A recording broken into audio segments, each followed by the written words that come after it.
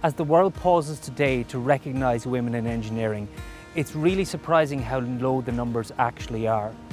UNESCO estimates that only about 19% of engineers in Canada, Germany and the US are female, and the figure in Finland is about 22%. Here in Ukraine, the figures are a little bit higher, about 26%. And to find out why that might be, we're going to ask Miss Victoria Secretna, doctor with Bravo Police Programme, a little bit more about what inspired her. A hint is the beautiful building that's behind me. What inspired you to become an engineer?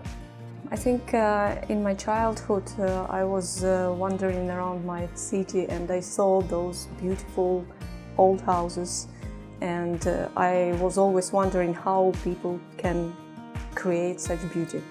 So I think that was my choice and inspiration. Yes. Can you think of a time or an example of when you were working with men where you found it a benefit and not an actual challenge? Well, first of all, I don't think that working with men is a challenge.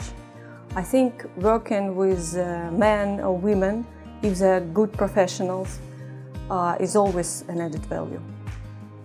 What would your message be to young boys and men who want to become engineers?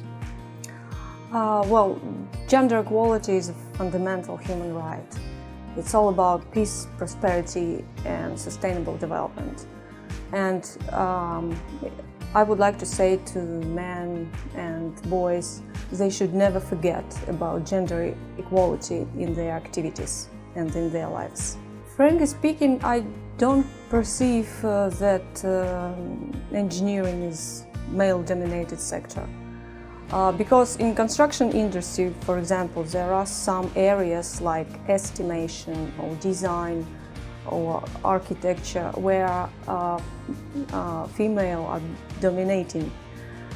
So I think that in my everyday life I work with male and female in engineering. So I don't feel like it's only male-dominated sector. What would your message be to young girls who want to become engineers? I would like to say that it's a very interesting profession. It brings tangible results and it's really focused on development, everyday development. So it would be really great that if they choose this profession. When you applied for university, did you think about what it meant in terms of being a male-dominated sector? No, I didn't have such feeling because in some departments of my university, such as management and plumbing and architecture, there were a lot of women. But on my department, it was industrial and civil engineering. 90% of students were men.